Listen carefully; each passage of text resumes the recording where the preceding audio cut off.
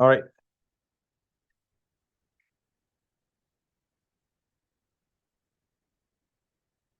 طيب بسم الله الرحمن الرحيم والحمد لله رب العالمين اللهم صل وسلم وبارك على نبينا محمد وعلى آله وصحبه أجمعين وبعد. This setup is just to make my life a little bit easier. Instead of looking back and breaking my neck every time I want to see something, so I just have my computer in front of me, and that way I can, and it's easier for me to move from one slide to the other rather than staring at a screen with bad resolution. So you have access to all of this material. Like, this is not something that only I have access to. You just go to the classroom, you press slides, you find these slides. They're always available. These slides are not only available to you, but they are constantly being updated. So I update them as I go. Every week you'll find new slides, and I continue to do that till the end of the semester. Just because I'm too lazy to actually have them already beforehand. Is there a way for me to do this in a?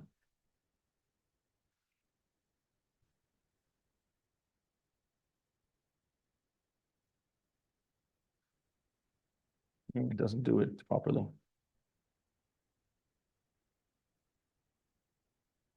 Does it do presenter view, doesn't it? Does it do presenter view, like where I can see they can see the slide and I can see the, no? Does it work that way?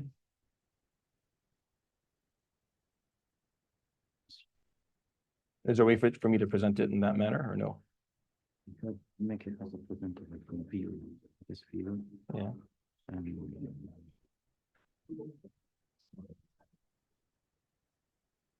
Thanks. On this one. Yeah.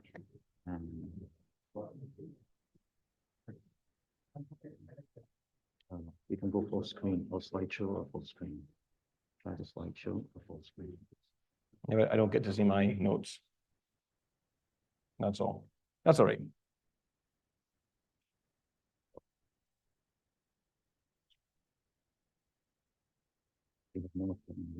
Yeah, just for my own.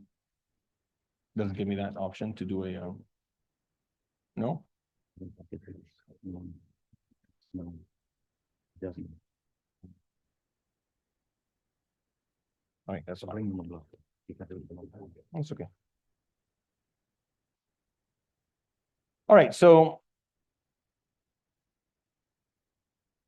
what we're going to be talking about today, I'm going to talk a little bit about the history of legal maxims, and then I'm going to break down for you what the rest of the course is going to look like. And I'm going to talk about the first universal legal maxim. I don't think we'll get through it today. So for the next week or two, the session will be a little bit short, just because once Isha is around 8:15, 8:20, we'll switch this until after Isha. Like, I'll move it over to after Isha. So we'll go from 8:30 basically to 9:30, just because the Isha keeps on coming back. So this week it'll be a short session. We'll end at Isha next week as well. And the week after, we'll just switch to after Isha. So just keep that in mind. I'll put that in the classroom, and I'll send emails to remind people, inshallah ta'ala. So last week we talked about the definition of what legal maxims are and why they're important, and the difference between legal maxims and the discipline of jurisprudence, fiqh, and the difference between that and the discipline of usul al-fiqh, origin of jurisprudence, and the different types of maxims. We're studying legal maxims. We're not really studying. We're not studying legal principles, we're not studying legal theories, and we're not studying maxims of legal theory either. And these are all aspects of understanding the discipline of usul al-fiqh. Fiqh on its own is a very different domain. It's where you are just you're being taught specific rulings. You're just being given, here's the scenario, here's the ruling. Here's the scenario, here's the ruling. That's just, it's very dry. Legal maxim is understanding what the scholars used to generate these rulings. Arriving at a legal maxim, you require the tools of extracting extracting Islamic concepts from the sources of evidence. So you have to know what the tools are to go to Quran and Sunnah and Ijma' and Qiyas and all the other origins of sources of evidence. And then how are you going to take all of that, put it together and make certain rules and principles that are derived from these sources of evidence. And then from these rules, you're going to make rulings. So we're in the middle, we're in the bridge. This discipline is the bridge between usul al-fiqh and fiqh, because this is the only way you could end up having both disciplines. Usul al-fiqh, we're just interested in how do we extract rulings from sources of evidence. How do we do that? How do you take an ayah from the Quran and properly understand it? How do you understand Okay, perfect. Thank you. Yeah, so I'll just share this appropriately then, that people can see. How do we do this?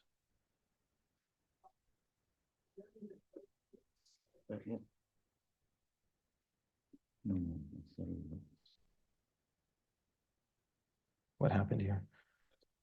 Why did I lose my?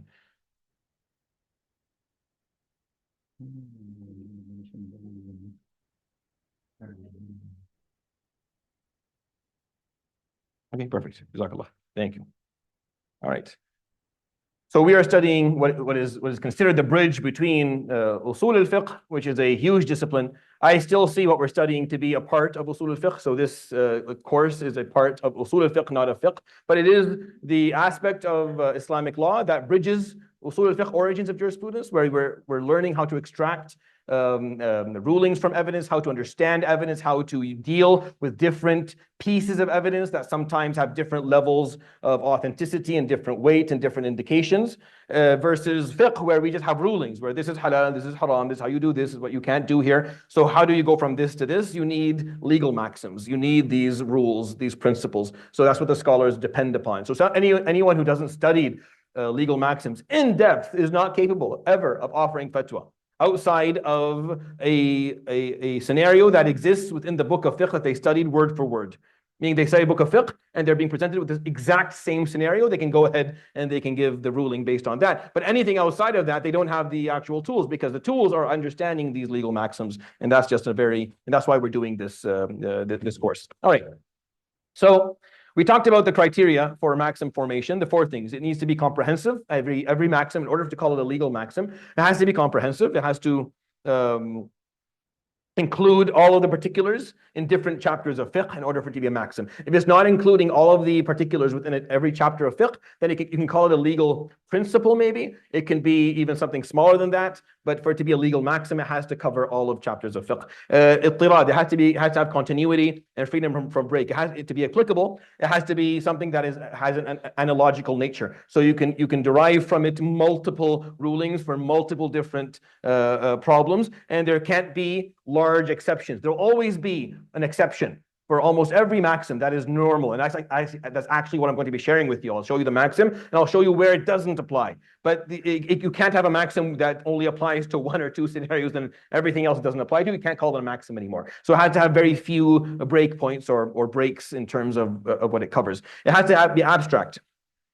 It shouldn't refer to a single situation. Once it's referring to a single situation, it stops being a maxim. It has to be something that's abstract, that talks, that speaks about concepts in general, and it has to be concise. And this is this may not be even a requirement from a legal perspective, but from an Islamic perspective, from the Arabic golden era, Islamic golden era, when they made these maxims, a big part was making sure that the maxims were concise, meaning the fewest number of words to explain the concept. If you need to write a chapter, then it's not a maxim. You can call it maybe an Islamic theory, a nadariya fiqhiyya, which is something bigger, where you're trying to theorize and explain how Islam functions in general. But if you want it to be a rule, it has to be concise. So you have to use the proper language for it. And that's an art that obviously requires a strong command of the Arabic language. And these are the 4 criteria that are required for maxim formation. So let's talk a little bit about the history of legal maxims. So the first time you find any mention of the concept of legal maxims was by the scholar of the name of Abu Tahir al-Dabbas, rahimahullah. He's a Hanafi scholar, lives in a part of Iraq, and he became famous because he had come up with 17 legal maxims that he would spend every night reciting to himself and memorizing and revising and reviewing. And he wouldn't share with anybody. He used it to give fatwa in the madhab, but he would not share with people. So the person who tells us the story is a Hanafi scholar who said, we went to learn from him. So he would teach us fiqh, but he wouldn't share with us the formulas, because that's what they were. They had not existed before. So he came up with these formulas where I don't need to know the ruling for every situation. I just have a rule. I follow the rule. It works every time. I don't need to memorize the individual examples. So he came up with these formulas or these rules, and he would sit every night in the masjid and he would repeat them to himself and revise them. So the guy who tells the story said, so I entered the masjid, and the man, the Sheikh Abu Tahir, Dabbas, was someone who didn't see very well with his eyes. So after Isha, everyone left, and I hid under there was a roll of mattress or a roll of carpet. So I hid behind it, and I sat there listening to him recite the legal maxims to himself until I sneezed, and then when I sneezed, he heard me and he kicked me out of the masjid. And I only got 7 out of the 17, and he shared the 7, and amongst them are the ones that we know.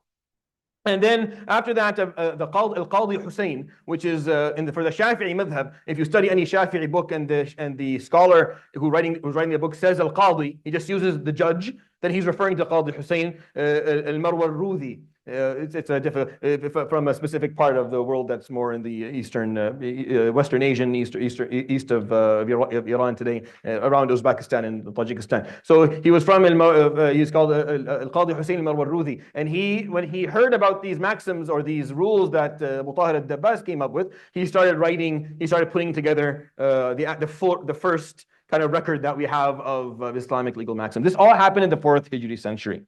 So 4 centuries later. This makes perfect sense, by the way. It doesn't make any sense for this discipline to have been born any time earlier. Because what this discipline is the collective understanding, the collective comprehensions and understandings of what the Quran, Sunnah, Ijma', Qiyas, and all sources of evidence are pointing towards, and then deriving just rules from all of that. So that required at least a century or 2 or 3 of Muslims studying these sources of evidence in depth and studying every aspect of every ayah in the Quran and every hadith that is authentic from the Prophet ﷺ, everything that the Sahaba did and gave fatwa through, taking all of that and processing it all together. It's like you're taking all of this information and putting it in one big processor. And the processor is going to give you rules. Right? So it takes time for the collective human mind to be able to put that together. So 4 centuries later, we started to hear about the concept of legal maxims. Here's a rule that is derived from the collective comprehensions and understandings of the Quran, Sunnah, Ijma', Qiyas, and all the other sources of evidence within the madhahib. So the Hanafis were the first to talk about legal maxims. As I pointed out, Abu Tahir al-Dabbas was the first person to talk about it. And the Hanafis in general were the first group that started pointing out that we need rules. Instead of rulings, we need rules. We have a lot of rulings. Al-Babirti, Al-Hanafi, Akmal al-Din al-Babirti, one of the great Hanafi scholars, he pointed out at his time that there was 1,170,000 rulings within the Hanafi madhab.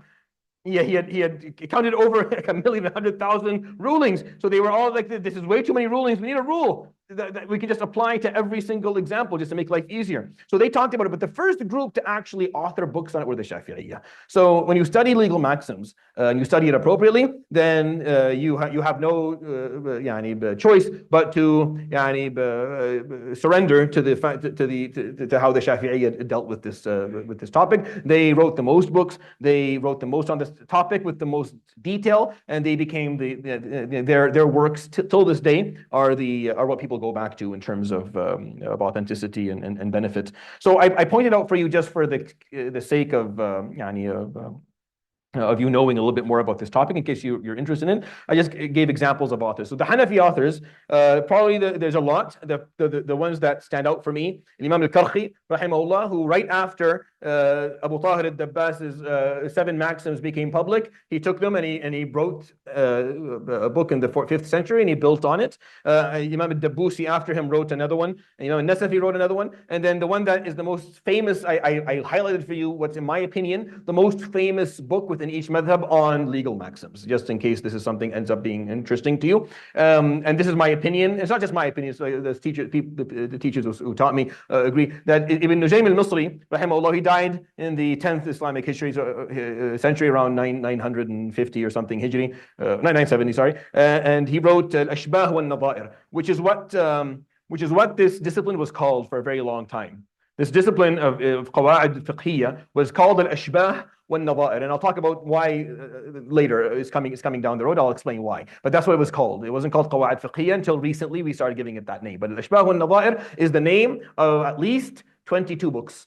So if you just put in al-ashbah wa al-nadha'ir, you're going to get at least 22 different books, same name, authored by different scholars over time. All of them were talking about basically the same thing. But back then, because it was a discipline that was still growing, you would find the book talked about qawaid fiqhiyya, but also had a lot of fiqh in it, and a lot of usul fiqh. So it wasn't a pure book on legal maxims. Only recently, that's why I like Ibn Nujaym al-Misri's edition, because it was indeed a book that was written with almost no. It was a book that just one discipline, just talking about al-qawaid fiqhiyya, and he wrote it because he was trying to parallel the work of Imam al-Subki, which I'll point out in a moment to you, because you notice that all of the good books in legal maxims were written by the Shafi'is. So the Maliki authors, we have Imam al-Qayrawani and Imam al-Qarafi, who is a great scholar of legal maxims, even though his book is probably not the most famous within the Maliki madhab, but he is one of the great scholars of this discipline, and I will be quoting him quite a lot in this series. But the most famous book probably for the Maliki is a book called Al-Qawa'id, the rules or the maxims, written by Imam al-Maqqari, rahimahullah, also in the 8th century. He put within that book around 1,200 maxims. Till this day, it stands as the largest collection of maxims. Like till this day, it stands as the largest collection of maxims. Not all of them, and you say, well, do we need 1,200? Are there 1,200? I'll explain this to you, inshallah ta'ala, because we're just kind of getting starting. But as the largest collection of maxims put together by one scholar, Imam al-Maqqari still stands, his record still stands at 1,200. It has not been broken. So, and of course, it's worth kind of noting. The Shafi'i authors are a lot. All of these, many of them wrote, Imam al-Izz ibn Abd al-Salam wrote Qawaid al-Ahkam, which is a must read for anyone who decides to specialize in this topic. You have to read that book because he honestly, he wrote probably the best. Imam al-Izz ibn Abd al-Salam taught Imam al-Qarafi, who is the Maliki scholar just above him in terms of names. So he actually taught him this discipline, and he became a great scholar within his own madhab. But his book, Qawaid al-Ahkam, is very important. Taj al-Din al-Subki, which is Taqi al-Din al-Subki's dad, he wrote the al-Ashbah wa al-Nadha'ir, and his book stood for maybe 300, 400 years as the only reference on legal maxims, or the reference to the standard to live up to. Ibn al-Mulaqqin wrote a book similar to it, and probably the most famous book in the Shafi'i madhab is called al-Ashbah wa al-Nadha'ir, and it's written by Imam al-Suyuti. And Imam al-Suyuti, of course, is again a 10th century scholar, and his book is the heaviest book reference because what made Imam Suyuti, and he's a character that you should at some point kind of study a little bit about, because he wrote a ridiculous number of books. Almost when I was younger, I thought it was a hoax because it's just too many books, and he didn't live long. How did he write all these books? He wrote in geometry. Like he wrote in physics, and wallah ajib, and he says I don't even understand how he did all this. But what he was really good at, he was good at reading within one discipline all of that was written, and then just concise taking all of the good stuff. And he would quote it. He wasn't a thief. He wouldn't act like his own. No, he would quote all of the books, obviously adding his own understanding of things. But he was very good at organizing knowledge and also taking the bottom line from a lot of the books that were written, which is why his book is probably the most quoted book of all of Usul al-Fiqh. The Hanbali authors are a little bit later. The Hanabila didn't pick up this discipline until maybe the 6th century. They were the latest of the madhab coming into we have like a 4th century book by a Hanbali scholar, but it's very small and we don't have it in print. So really, when you look at the bulk of their work, it came a century later of all of the other madhab. Imam Samiri wrote probably the most famous of them all is the Qawaid al-Nuraniyya, written by Shaykh al-Islam ibn Taymiyyah. Also an 8th century scholar, and his book is probably was most heavily quoted by the Hanabila and by others as well. It's a very well put together work. And Ibn Rajab al-Hanbali wrote a book on this, and Ibn al-Laham as well. So these are just names for you. If this topic ends up becoming interesting to you and you want to learn more about it, these are names of scholars who wrote on this topic and the significance of their books.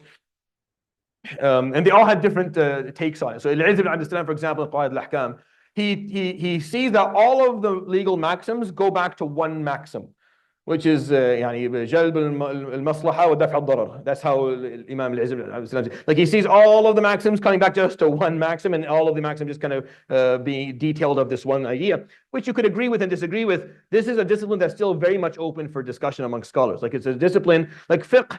fiqh is not open. It is open for discussion, but fiqh is not open for discussion on issues that have been fully agreed upon or talked about within the four schools of thought. That's kind of as it's open when it's contemporary issues, meaning the topic has not yet been covered. It was never covered in books of fiqh because it's new.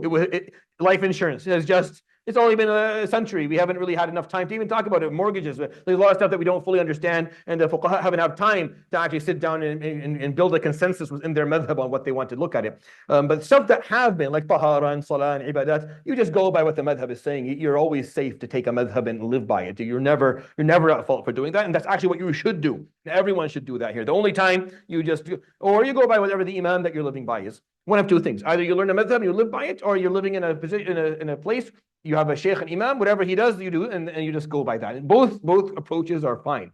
But the concept of living, you don't need a madhab is Islamic law suicide, basically, because you don't know what you're talking about. Again, when you say that, it means you've never really studied usul al-fiqh appropriately. You have not studied legal maxim. You don't understand how this whole system actually works. The whole point of it is that. I do want to point out here before I move out the concept, what is called Majallat al-Ahkam al-Adliya. To me, it's a really interesting thing. This was a magazine that was introduced during Al-Khilafah al-Uthmaniyya, towards the end of the Uthmani Caliphate, in maybe the late 1800s, it was put together. And this Majalla was written by not one scholar, but by a number of scholars. And it stands till this day to be the most accurate and precise collection of maxims, where they put together 99 maxims. All of them are taken from the Hanafi school, but they chose the 99 that most of the schools of thought agree upon. So when they put together the 99 maxims that they took from the Hanafi school, they didn't choose all of the Hanafi maxims. They only chose 99 that the rest of the schools of jurisprudence would agree to. And then they explained them and gave examples for them. And this was done in a very, very academic way, back in a time where it was very rare to find that. So the copies of Majallat al-Ahkam al-Adliya still exist, and a lot of scholars have explained it. Like, for example, Sheikh Ahmed al-Zarqa, Sheikh Izzat Abid al-Da'as, rahimahullah, and Sheikh Mustafa al-Zarqa, who's not related to the first one. And these are very well-known scholars, well-known names and scholars who put in a lot of effort in explaining them. And a lot of what I'm doing here relies heavily on their works, because it's the most modern, and it takes into consideration a lot of modern problems. All right, so that's a quick summary for you about the history of it. In both reading material that is mandatory, please, you have to read it. If you don't read it, basically you'll fail this course, or you have to lie to me and tell me that you did when you didn't. So you have to read it, and within it there's a little bit more that talks about the history of it and the books and their significance. There's importance, in my opinion, of knowing that and kind of understanding these things. So I just gave you a quick summary. This is all I need you to know. Read the rest of it just for your own understanding and maybe expanding your horizons, but I won't ask you about anything in those that I didn't talk about here today. All right, so what are the three functions of legal maxims? Simple stuff, but it's easy to understand, but they're quite complex. So number one, they help categorize cases of jurisprudence. So instead of having fiqh just all over the place, you can have fiqh categorized based on what rule they fall under. And that makes it much easier for scholars when they are being asked to offer fatwa on topics that they don't have a previous example for, to just take what does this fall under? What category of maxims does this fall under? And what maxims would apply to this ruling? And they can go back and they can use that ruling, and they can come up with a proper hukum in that example. So it helps categorize cases of jurisprudence. Number two, it's a means to ijtihad, and that's probably the most important piece. The first one is more logistical. It just makes the books of fiqh look prettier when you categorize them appropriately, and they're not kind of all over the place, and we don't end up having repetition of the same topics within a book of fiqh, which is very difficult. When you have a book of fiqh and every couple of, you end up talking about something that you talked about before, or instead of talking about one topic in one spot, you talk about it over the course of the whole book, which becomes very spread out and you forget aspects. This helps categorize. So it's just an issue of beautifying the presentation and making it easier for a seeker of knowledge to actually learn a topic and understand it. But the second piece is really what the whole point of learning this discipline is, which is means for ijtihad. We need more. Ijtihad is something that is required at all times within the Muslim Ummah. You never stop needing ijtihad, because you never stop having contemporary controversial issues. Like you never stop having problems that don't have exact answers in the previous books of fiqh or in the sources of evidence word for word. For example, like smoking. When you talk about smoking, right? What is the easiest, like a heavy smoker, what is their easiest comeback for why they smoke? Huh? What is it? No, why is it like they smoke? What's their easiest comeback? Give me an ayah that says it's haram. Give me a hadith that says it's haram. Yeah, give me, go. Can you give me? You can't give me. So, because of course, when they say that, I don't even have the discussion because I'm like, your color of wrong is so damaged. I don't even know where to begin. Like, I don't even know, like everything about what you just said is wrong. And I just don't have the energy to correct every aspect of your answer. Like everything you said is wrong. You said nothing right in this way. It's actually quite impressive that you could be so wrong. Like, everything you're saying is wrong. That's not how Islam works. If you know that's not how Islam works, because if that's how Islam works, then we wouldn't have answers for anything aside that does not apply to Arabia in the 7th century. Like anything that's not existing there, then we have no answers for. That's not how fiqh works. Fiqh works in a very different way. So you have answers for what to do with smoking. It's just going to come through a legal maxim. Right? It's going to come through a legal maxim, and we're going to explain one of them, ad-darar yuzal, for example, or we'll go through the maxim where it makes it very easy to give a ruling on something like this. It's not complicated at all because we have evidence within the Quran and the Sunnah that makes it very simple for us to talk about this topic without any difficulty. Same goes for drugs and for a lot of other stuff that didn't exist during the time of the Prophet ﷺ, where no matter how hard you look and how deeply you dive, you're not going to find an example of it. And if you do, it'll lack authenticity or lack context, and that's not how you do.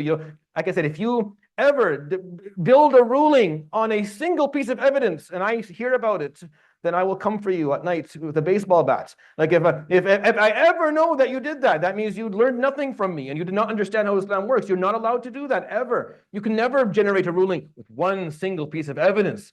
That is not fair. You have all these sources. You have to be able, you know how this topic was talked about in all of the sources of evidence? Yeah. Have you looked at all of these pieces of evidence? Have you extracted all of the meanings from them and you have studied them with the tools of linguistics and the proper qawaid usuliyah? And then you derived the maxim that allowed you to actually give this ruling? If you did that, then you're welcome to come up here, kick me out and sit in my place and do a better job in explaining to people. Otherwise, then you go and you ask and you allow those who know how to do this to offer the proper ruling, because it's not an appropriate method of offering rulings. When you just have one piece, no, you have to have more. Obviously, and I'm not talking about stuff that are simple, like the salah is fard or leaving zina. These are simple stuff. The Quran is abundant. There's an abundance of pieces of evidence in the Quran on tawheed and on these issues. I'm talking about stuff that are a little bit more complex, where the wording is not as clear, where the frequency of this topic being talked about is much, much less. Means once or twice in the entirety of all the pieces of evidence. That has to be dealt with in a different way. So it means that for ijtihad, it's going to help a mujtahid to deal with something that's coming their way. They use the legal maxim to apply, as long as all of the pieces are set. Then you can apply this maxim to this situation. You can end up with the proper ruling. So it helps ijtihad and helps anything. It preserves the focus of the maqasid of Sharia. The faiths of the objectives, the faith objective, sorry, the goals of Islam. This is a problem. In jurisprudence, they get so technical that sometimes they lose sight of the bigger picture of why these rulings exist. This happens quite often. Even the fuqaha know that. I mean, the fuqaha in their books, they will point out that sometimes we lose sight of the ethics or the objectives, and that happens in a lot of situations. In almost every discipline of life. In medicine, it happens all the time. Where if you get too focused on a specific problem or a specific treatment, you lose focus of, okay, does this person have a good quality of life? I may be slowing down a disease that will never kill them, or a disease that's going to kill them anyways, and they're going to spend the next 5 years living in agony. But I slowed it down, or I took out the. So sometimes you can get very technical and you get focused on details, and you stop seeing the bigger picture. The point of legal maxims is that they keep the direction clear. That there's an objective that we're trying to approve. So legal maxims, they incorporate within themselves the objectives of the faith. And that helps scholars when they're giving rulings to stay on track, not to lose focus of what it is that they're here actually to do and what they're trying to achieve with the rulings that they're giving. Because that can happen. You'll see that rulings, sometimes with a small change of context, can really cause a problem. Like a ruling would be designed within a specific, like offered in a specific context. And then you make a slight variation of that context, and suddenly this ruling becomes really difficult and actually harms people. And the example I give sometimes is, for example, a lady traveling with a mahram. Right, traveling with a mahram. This is a very authentic Islamic ruling designed for a specific context. When you remove the context and you keep the ruling, this hukum becomes detrimental. It becomes actually problematic. It becomes a way, it actually turns it into a method of control. And it turns in a way into a method of holding people back from participating and learning and going to, because the ruling that existed, it fit the context that it was offered in. It fit the context. If you and I were living back in Rub' al-Khali, in the empty quarter, 1,300 years ago, the rulings for travel back then were very different than the rulings for travel today. Like the nature of travel is very different. The nature of what safety is very different. So the ruling that was important to have existed back then and needed to be enforced back then, it doesn't have to be removed. It's just when you're going to apply it today, there are some adjustments that need to be made. How do you make sure those adjustments make? You have to have legal maxims that will guide, okay, this ruling is still there, but it has to have, we have to refurbish it a little bit, where it's not, where we specify the why and the how and the when and the whom and the protection and the regulation for it, so that doesn't, you just have to have a little bit more. And that's what legal maxims do. They protect Islam and rulings from losing their objective.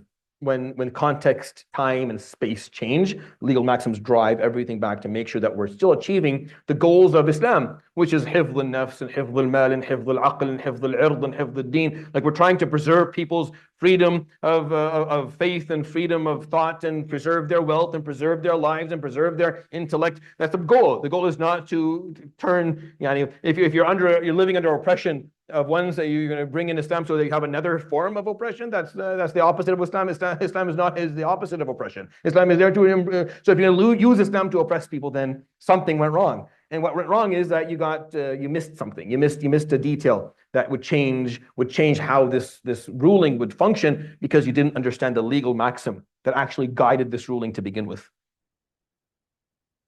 All right. So that's in a nutshell what the three functions of legal maxims are. And we're going to talk about it. We're going to keep on coming back to them as we go through this course and talk about these maxims, or these qawaid fiqhiyya. All right. So what types do we have of qawaid fiqhiyya? So we have 4 types, and this is a hierarchy. So it's not horizontal, it is vertical. So the 5 universal maxims, which is what I'm going to teach you in this course. I'm going to make sure that you walk out of this course and you know the 5 universal maxims are very helpful for you as a Muslim. You should know them in general. They don't make you a faqih or a mufti, but they do allow you to comprehend how Islam works. Like, you're not going to be able to start giving fatwa and don't go buy an imamah from now and prepare yourself. It still takes time for you to wear it. But these 5 universal maxims for sure are the fundamentals of Islamic law. It's what Islamic law is. Islamic law is built on these 5, and in addition to others. Then you have, after that, the most comprehensive, or the general, or the kulliyat, they're called, the qawaid al-kulliyya. These are qawaid al-asasiyya. These are the basic ones. They apply to every situation. They apply to every situation. You always apply these 5. They're always going to apply. They're never not going to apply. The second group is the most comprehensive, and these are the maxims that don't apply to every situation, but all 4 madhahib agree to. All 4 madhahib agree. We may end up getting into a little bit of these this course, probably not, but we may end up kind of scratching the surface of talking about them. That'll be the second part of this course, inshallah ta'ala, if we do one, and I'll talk about those. So these are maxims that don't necessarily apply to every single chapter of fiqh and every single situation, but they're maxims that are fully agreed upon amongst these schools of jurisprudence. And we will talk about some of them under the umbrella of the 5 universals. So I'll talk about some of them under that umbrella, but to talk about some that are not under the umbrella of the 5, we'll probably do in a different course. The third level are maxims that are specific to a school of jurisprudence. So maxims that are only used by the Hanafis or the Malikis or the Shafi'is or the Hanbalis. Only this group agree to this maxim. The other groups don't necessarily agree to this maxim in full, or they agree to it in part, or they have a lot of exceptions to the rule, or they have another maxim that's a little bit differently worded and serves a different purpose because they differ on a few points.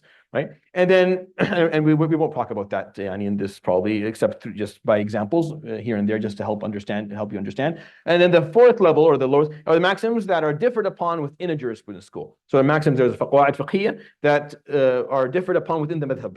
So Imam al-Rafi'i may have a qaida that he uses that Imam Nawawi may not fully agree to, and may use a different version of it, or have some variation to it that changes its essence a little bit. So these are the four levels. So we're going to start with the simplest of all, which is the five universal maxims, which is what I want you to really understand throughout this course and feel comfortable with.